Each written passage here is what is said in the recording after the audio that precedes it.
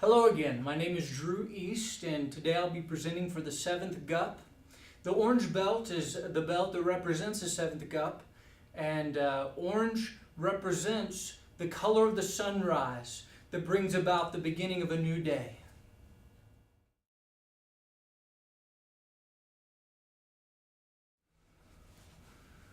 Alright, so I want to start off by going over what we learned in the previous GUP. First, we learned the T stance, which your feet are in a T. Next, we learned some different strikes. We learned the knife hand strike from the ear. We learned it from the back leg, from the front leg. We learned the palm heel strike to the chin. We learned the elbow strike.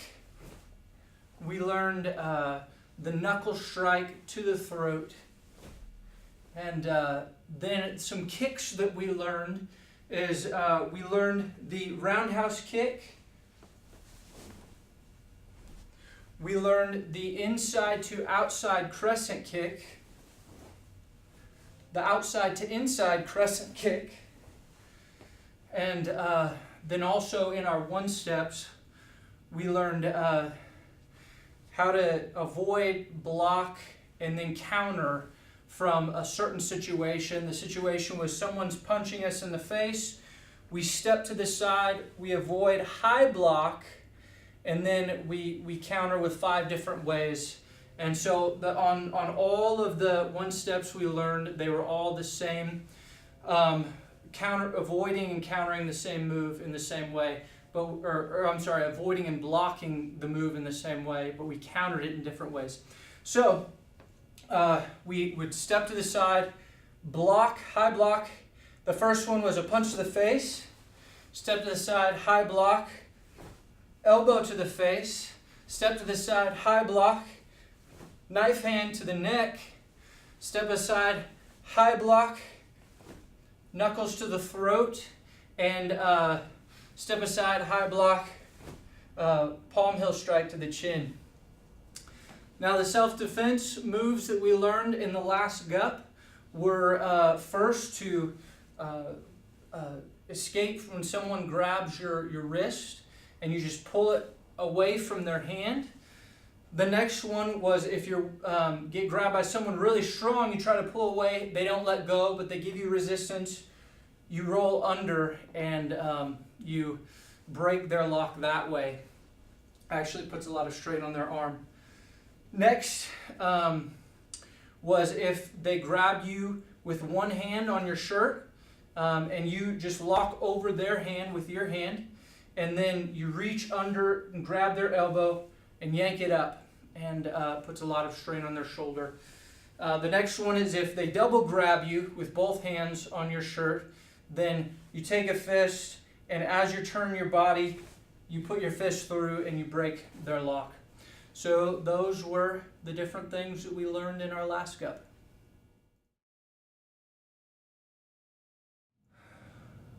All right, now I want to talk to you all about the stance we learned and the 3 different strikes we learned.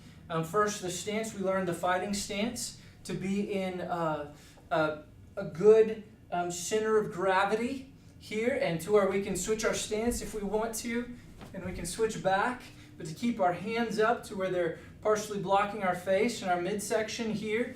3 different strikes we learned. First one was the double punch, leading with our lead arm, then our back arm real quick. And then we learned the back fist. So from the fighting stance, we would bring our elbow forward and back fist, so it's like that. Next, we learned the sideways knife hand. So last GUP, we were doing it from the near ear, right there, from the back foot, front foot. This time we're doing it from the side. It looked like mostly from the opposite ear, coming here. The instructor showed us we could do it for the neck, the chest, and the groin. So the neck, chest, groin. So those are the 3 different strikes we learned in this GUP.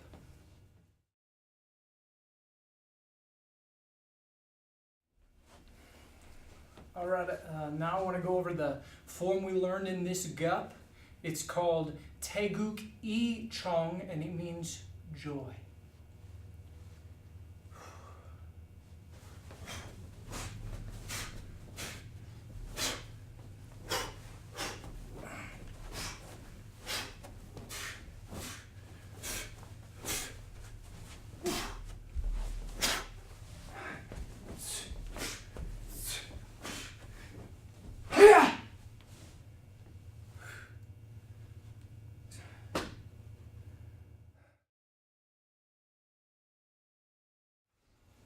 So now I want to go over the two drills that we learned in this GUP.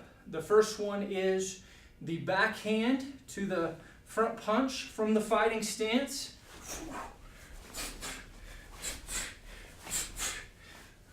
The next one was the front kick, front punch, reverse punch.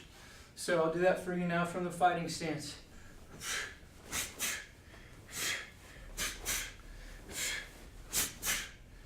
And those are the two drills we learned in this GUP.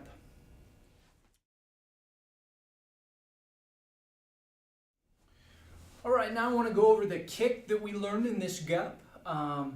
Of course, I already went over that last GUP. We learned the roundhouse, the inside to outside crescent kick, the outside to inside crescent kick. But in this one, we learned the hook kick from if I'm facing the person or if the person's on the side, then we would come up, out, back, down still.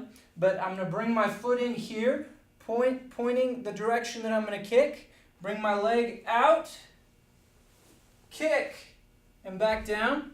So in fast motion, it's up. In fast motion, it's up, out, and that's the hook kick.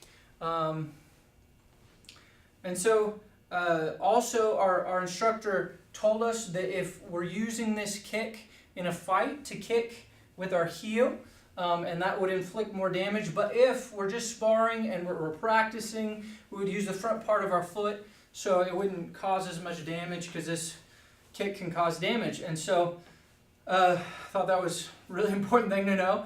Thank you for sharing that, instructor.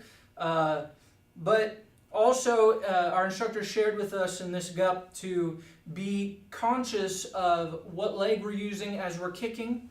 And I took that to mean that we would, in each circumstance, think about which kick we would use and what way we would use it, what would work best. But also, I took it to you to think about what we would be best at doing, like what leg would be best for us to use, what would be our strong leg and our strong kick, for that matter. And so I really appreciate him sharing that, because that's important to think about if we were to ever get in a self-defense situation. So that.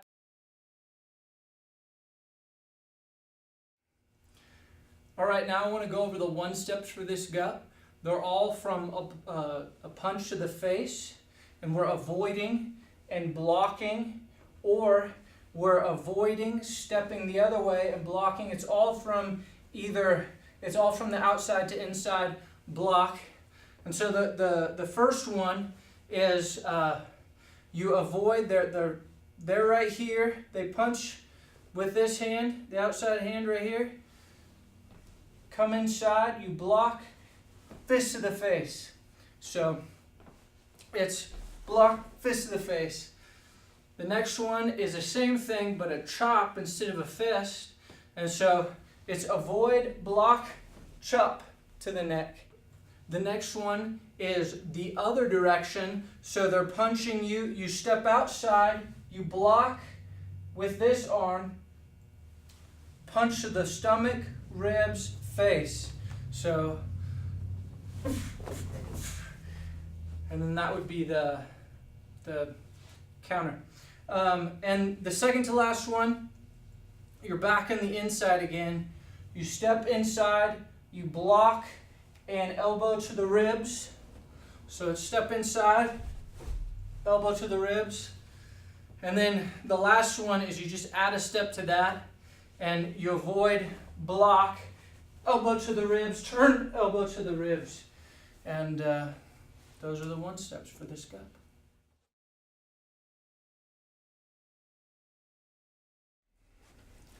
All right, now I want to go over the self-defense techniques that we learned in this GUP. They're both throws that we learned from either the chokehold or the bear hug. I've participated in wrestling most of my life, freestyle and Greco-Roman, so I really connected with this part. Just felt really comfortable with what you were showing. So anyways, if they come over your neck, you would grab their arm, and I would just do this to put space between your neck and their arm as much as you could, so they can't choke you out, you know. And then you drop your levels, you elbow them in the ribs, and as they hunch over, like you guys said they would do that. Then you can hip over and throw them, and they'll go over. Also, if you really want to launch them, you step forward a little bit, you let them follow you, and then you hip over, and they'll fly a lot farther, because when you create space between your body and theirs, and they have to follow, they're more stretched out, and you can really launch them. So anyways, just causes their momentum to come with you as you step forward. You can even throw more hips into it, and they'll really fly.